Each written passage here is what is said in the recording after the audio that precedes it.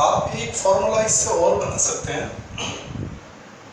देखिए ये तो हो गया tan i = bv over bh। अगर आप इक्वेशन 1 और इक्वेशन 2 का स्क्वायर करके जोड़ दें, इक्वेशन 1 का स्क्वायर और इक्वेशन 2 का स्क्वायर आप ऐड करें, तो यहाँ से आपको मिलेगा हॉरिजॉन्टल कंपोनेंट का स्क्वायर, वर्टिकल कंपोनेंट का स्क्वायर, ठीक है। और यहाँ से b स्क्वायर कॉमन आ जाएगा और यहाँ बचेगा cos square i plus sine square i which will become later on 1। तो b square v square is equal to b square. This is also one of the formula relation between the horizontal component, vertical component and magnetic field. अगर ये diagram आपको समझ में आता है, ठीक है, ये अपनी एनसीईआरटी का न्यूमेरिकल है। हम इस चीज को एक और इजी तरीके से भी कर सकते हैं, इसको आप देख लीजिए। We can do other way also. समझिए,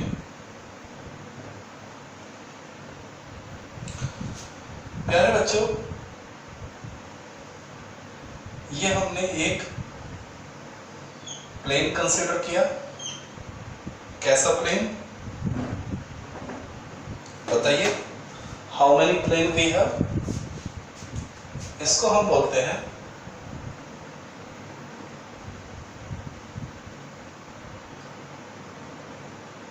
मैग्नेटिक मेरिडियन। ओके, और इसी के ये हमने एक दूसरा प्लेन कंसीडर किया,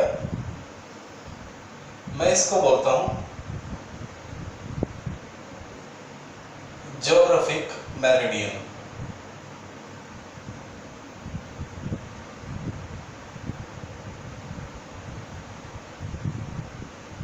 ओके, तो ज्योग्राफिक मेरिडियन और मैग्नेटिक मेरिडियन क्या है?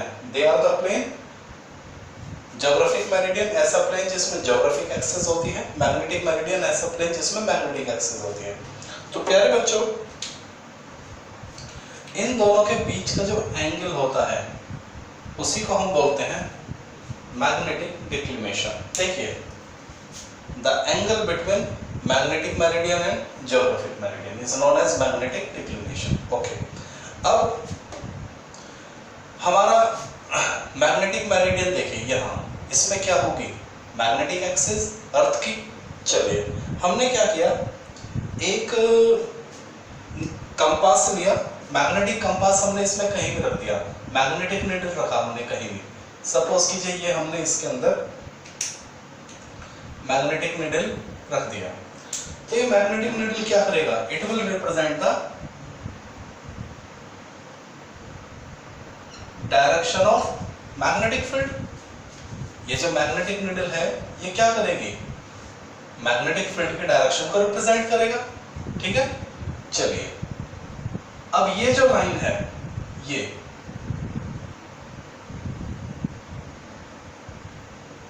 मान लीजिए ये जो मैग्नेटिक फील्ड की डायरेक्शन है, ये इस लाइन से एंगल बनाती है I, और ये लाइन क्या है? ये है अर्थ सरफेस। समझे बात आ गई? तो ये क्या हो जाएगा? देखिए, मैग्नेटिक फील्ड की लाइन और अर्थ सरफेस के बीच का जो एंगल होता है उसको हम क्या बोलेंगे? Angle of dip. समझे बात आ गई? तो अगर B यहाँ है तो इस डायरेक्शन में क्या हो जाएगा उसका? बताइए। इस डायरेक्शन में मिलेगा उसका हॉरिजॉन्टल कंपोनेंट, यानी B cos I। तो बता सकते हैं हॉरिजॉन्टल के वर्टिकल में क्या मिलेगा आपको? उसका वर्टिकल कंपोनेंट, यानी B sin I। अब थोड़ा सा फीलिंग आ गई आपको और डायग्राम क्लियर हो गया? तो डायग्राम आप कोई भी बनाए, डायग्राम आप वही बनाए जो आपको समझ में आता है, ठीक है। चलिए, तो दिस इज ऑल अबाउट। तो ये हमारे दो कंपोनेंट हो गए, अब इसमें बचता है तीसरा कंपोनेंट। अच्छा, इसमें एक चीज और थोड़ा सा याद रखेंगे प्यारे बच्चों, एंगल ऑफ डिप इक्वेटर पे क्या होता है? 0, पोल पे कितना होता है? 90। इसका रीजन समझ लीजिए, जो मैग्नेटिक कंपास होता है, magnetic needle is parallel to earth surface at equator. Equator पर एंगल ऑफ डिप 0 डिग्री क्यों होता है? इसलिए होता है क्योंकि इक्वेटर पर जो मैग्नेटिक नीडल है वो पैरेलल हो जाती है अर्थ सरफेस के। दोनों ही पॉइंट बहुत जबरदस्त हैं। एग्जाम में आपसे यह भी पूछा जा सकता है इक्वेटर पे एंगल ऑफ डिप क्या होता है? 0। और एग्जाम में आपसे यह भी पूछा जा सकता है कि इक्वेटर पर मैग्नेटिक नीडल अर्थ सरफेस से कितना एंगल बनाती है, कैसे पोजीशन पे होती है? तो आप बोलेंगे पैरेलल पोजीशन पे होती है। ऐसे ही जो एंगल ऑफ डिप है वो पोल पर कितना होता है? 90 डिग्री। वाई? क्योंकि मैग्नेटिक नीडल, जब आप मैग्नेटिक नीडल को पोल पर लेकर जाओगे वो परपेंडिकुलर हो जाती है टू अर्थ सरफेस। कहां? एट पोल। आप मैग्नेटिक नीडल को इक्वेटर पर लेके जाओगे तो अर्थ की सरफेस के पैरेलल हो जाती है, और पोल पर लेके जाओगे तो परपेंडिकुलर हो जाती है। वेरी इंपॉर्टेंट, दोनों ही बातें काफी इंपॉर्टेंट। चलिए, now do the last one. तीसरा कंपोनेंट क्या था, एलिमेंट क्या था हमारा? पहला था मैग्नेटिक डिक्लिनेशन, दूसरा मैग्नेटिक इंक्लिनेशन, और तीसरा था horizontal component of earth magnetic field. तीसरा element horizontal component of earth magnetic field. तो देख लीजिए, इसकी डेफिनेशन कुछ भी नहीं है, बहुत सिंपल सी है।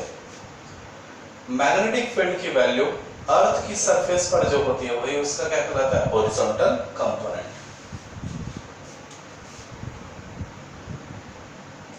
It is the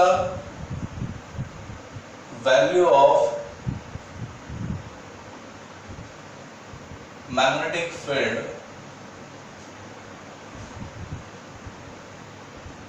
in horizontal. Horizontal का मतलब अर्थ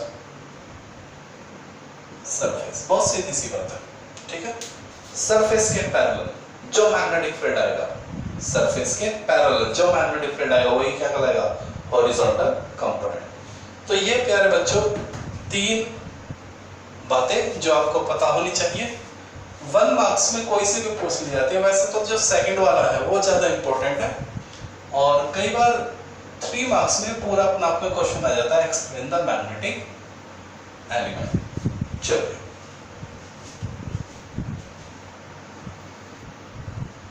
चलिए बहुत अच्छा न्यूमेरिकल करते हैं। बोर्ड में ही आपका कम से कम 4-5 बार आ चुका है, ठीक है। Let do. ये कैसे एग्जाम में क्वेश्चन आता है? Find the angle of dip at a location where the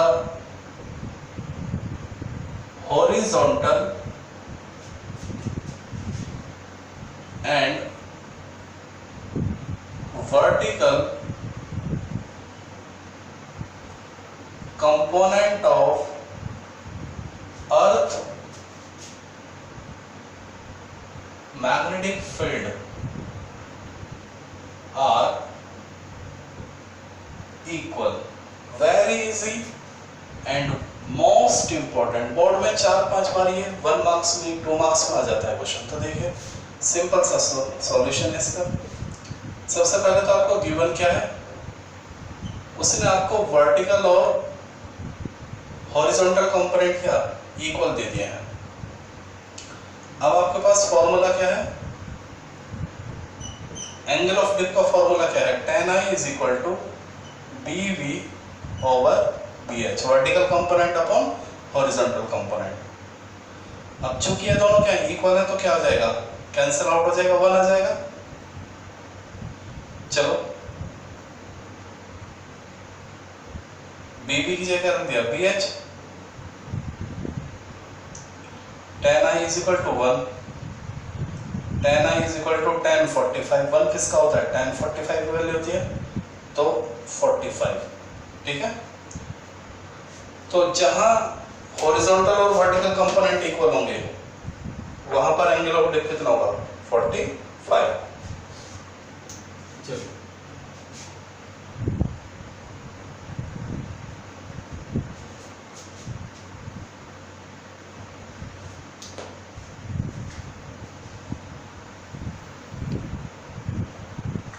okay students, now we have example 5.9 of our NCERT. In the magnetic meridian of certain place, the horizontal component of earth magnetic field is 0.26. देखिए what we have given, आपको magnetic field का horizontal component दे दिया है BH 0.26 Gauss, और angle of dip 60, यानी I की value कितनी है 60 डिग्री। तो आपसे मैग्नेटिक फील्ड पूछा गया है, यानी B की वैल्यू आपसे पूछ ली गई है। तो देखिए वी हैव, प्यारे बच्चों हॉरिजॉन्टल कंपोनेंट क्या होता है, B cos I, ये आपको मालूम था। वर्टिकल क्या होता है, B sin I। तो यहां से B की वैल्यू क्या हो जाएगी, BH over cos I। Magnetic field horizontal component कितना है 0.26 cos कितना 60 डिग्री, B is equal to 0.26 cos 60 कितना होता है हाफ, तो B is equal to 0.52 cos। Simple, 1 line answer. Okay, तो आपको बस डायरेक्ट फॉर्मूला क्लियर होने चाहिए, then numerical will be get easily solved. This is all about the earth magnetism. Okay.